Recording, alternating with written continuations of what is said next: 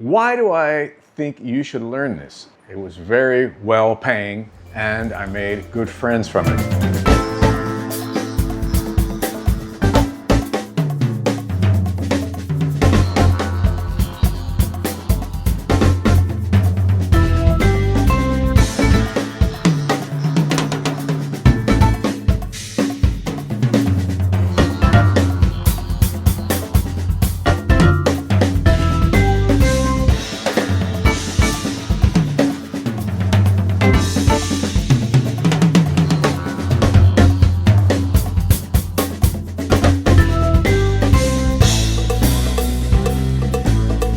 Hello friends, it's World Cup soccer football season and the heat is on, baby. Now, I just want to say, all my pals out there in the United States, I know most people don't care out there, but this is a huge sport.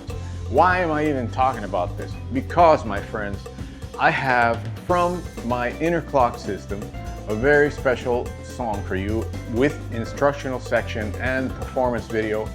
And this tune was written about World Cup soccer, football. Okay.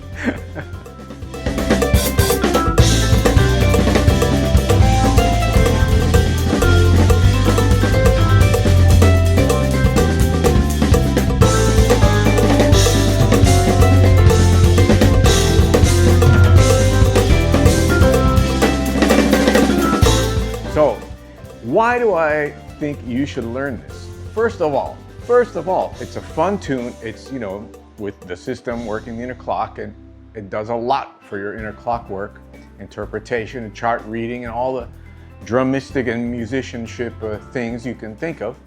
But also, this groove led to one of my biggest paydays for a recording.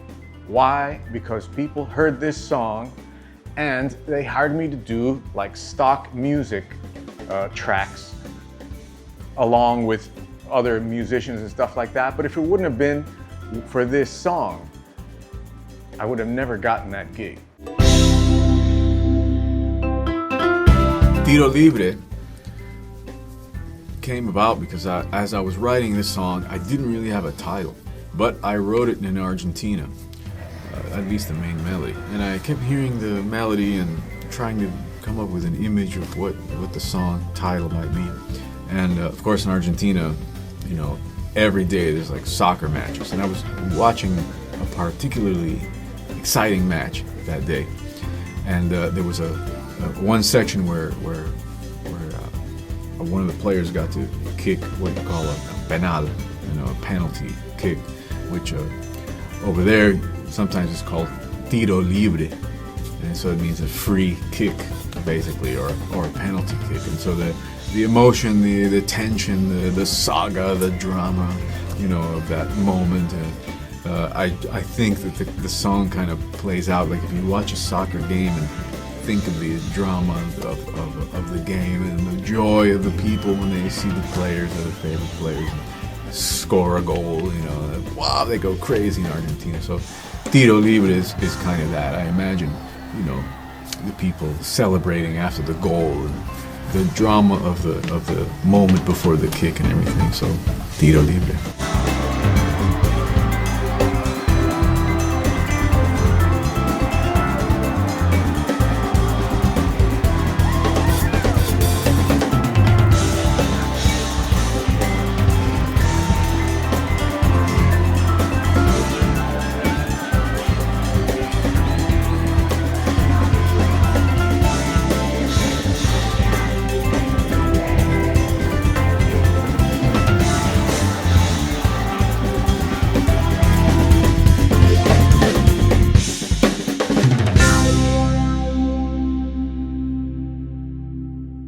The gist of this tune is to play figures that we were working on before, like one and da, right? And da da da, and da da da. But this time the whole song is in 3. So when you change the meter of something, of a song, you have to change the vocabulary that you use to kind of match that time signature. So as I was trying to find other ways to explore the exercises, I discovered, well, not discovered, but obviously realized that once you change the time signature in something, that you have a whole other dynamic when you play the same figures. So that being the case, that's what you kind of do in this. You have a really nice Brazilian kind of a motif, and South American motif almost, and there's a samba section, but it's also in 3.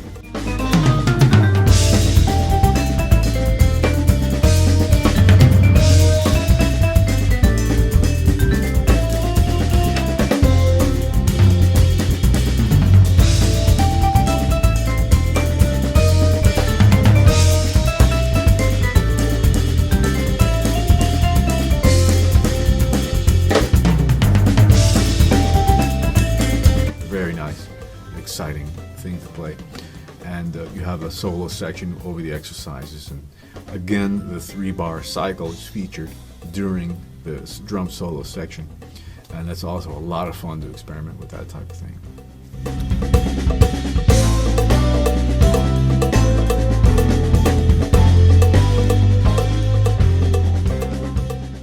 So I think you should learn world rhythms like this because it's very, very useful. Okay, friends, let's have a look at this, and I hope you enjoy it. If you have any questions, please let me know. Remember, the lesson site is waiting for you. Only $250 for the entire year program. Peace. Tiro Libre. Tiro Libre means free throw in Spanish, or free kick. I was inspired by watching a soccer match when I was in Argentina, and the drama of the free kick, the penalty kick, was very exciting at the time of watching it. So I tried to write a song about that would be useful for the method. The first thing you're going to notice is that this song is in 3/4. Okay, the pattern I'm playing there is something I kind of came up with. It's nothing in particular. I did kind of want to have a Brazilian type of vibe on this tune since it is about soccer. 1, 2, 3, 2, 2.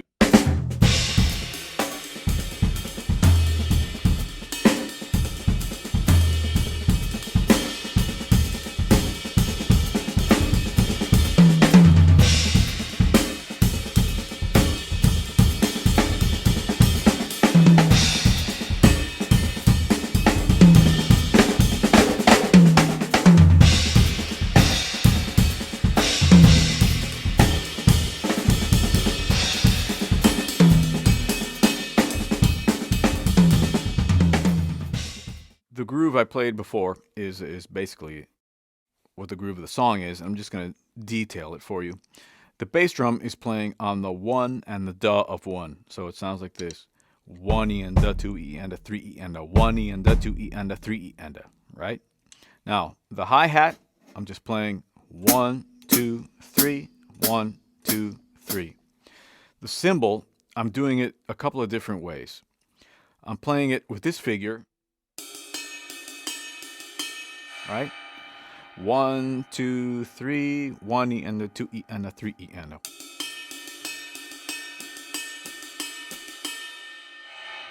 Offbeats. Okay? Now, the snare is going to play on 3. Okay? So this is what it all sounds like together. 1, 2, 3.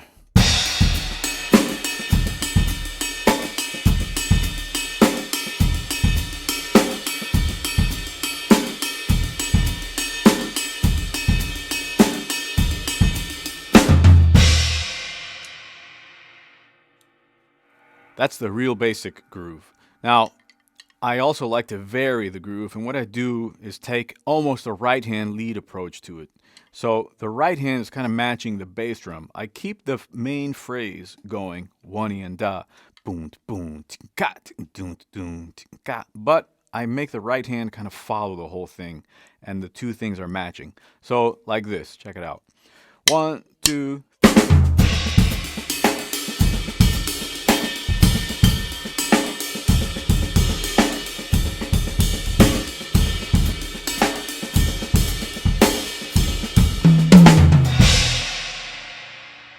That's a real nice thing to do, gives it a lot of color. The last thing you want to do is put a floor tom in there on 3. Sometimes I play on the snare, but other times on the floor tom. So this kind of reminds me a little bit of the samba surdo part. Okay, now that sounds like this. I'm just going to play the basic pattern first. 1, 2.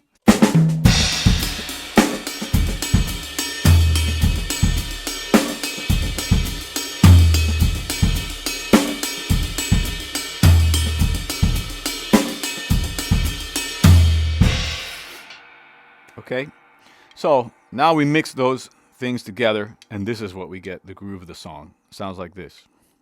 1, 2.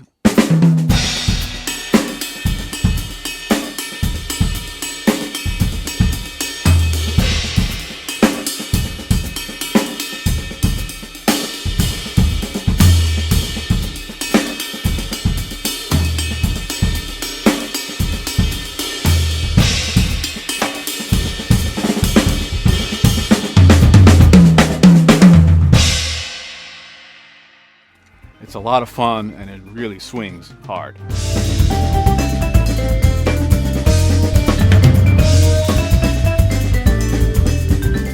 The purpose of this song is to hit some of the figures that we've been studying, but of course in this different genre.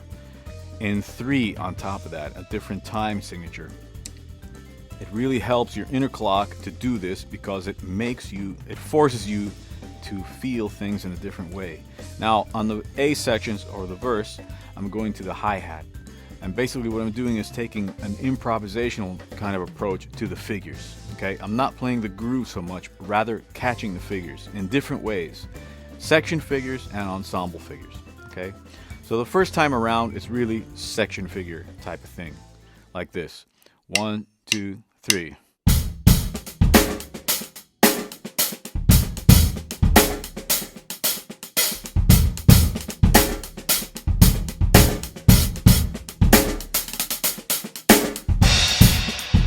Right? That's 1 E and duh. Now, the second part, you'll notice it's 1 E and duh. Okay? On the 1 and the E and on the duh. 1 E and duh. Now, it doesn't sound so great if you just hit the bass drum all the time the same way with that figure. Kind of gets redundant. So, what I like to do is have, again, kind of a big band approach to it, to break things up. And this extends into jazz, whether it's trio playing or quartet or whatever, and big band. I catch a lot of the figures on the snare, okay? And I go to the ride cymbal too, to make it open up. The hi-hat I use kind of for the beginning, and then to open the song up, I go to the ride cymbal. So it would sound like this. We're going to hit the phrase 1 E and duh, okay? So 1, 2, 3.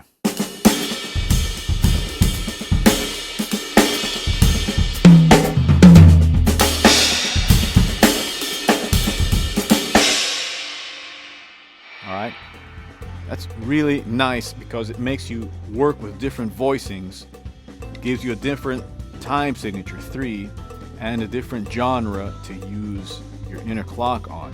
This really builds your sense of time. Your strong internal structure of music also benefits from this. And yeah, the song is a lot of fun. You have the solo section now.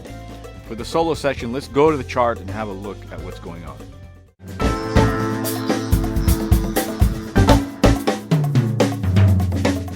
The drum solo has basically 2 parts to it.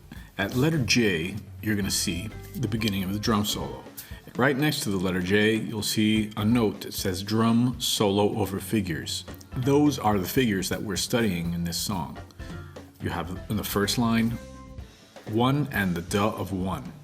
On the second line, you have 1, the E of 1, and the duh of 1. On the third line, you have 1, the and of 1, and the duh of 1. So those are the basic variations that we're using. On the next line, measure number 108, you'll see that the phrase is slightly moved over and slightly varied. On measure 112, you'll see that we have the first phrase moved over to beat 3. And on measure 116, the last line of this section, you'll see that we have the second figure moved over to beat 3. So this is really the basic inner clock concept, taking our phrases, displacing them between the timeline and still musically flowing from one phrase to the next. The phrases are going to telegraph how you interpret them and how you set them up. It's very important to distinguish each phrase clearly so that you get the full benefit of the exercises.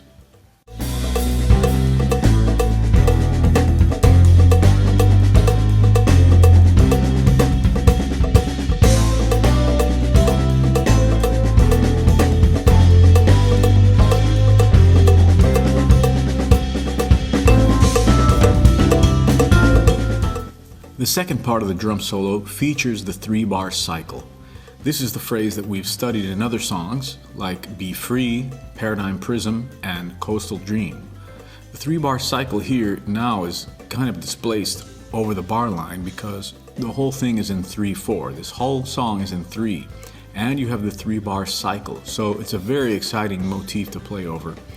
And if you're having some trouble with it, just check out how I did it in the song. On the first line, measure 120, it says 3 times above the staff there. And after that, on the second line here, 126, measure 126, you do that 5 times. You'll see in the middle there, it says 5 times, and you'll also see a note on the left that says more. So this is where you start to really build the solo and put a lot of punch into it. Just review how I'm doing it in the solo section here of the song, and maybe that'll give you some ideas of what you can do. Make sure that you outline all the hits on the solo section and use ensemble type playing in that section. Not really so much as section figures. The whole point of it is to, spread out, challenge yourself, and do what you can musically to make a solo sound really nice and happening. All right? So yeah, have fun with it. Let's do it.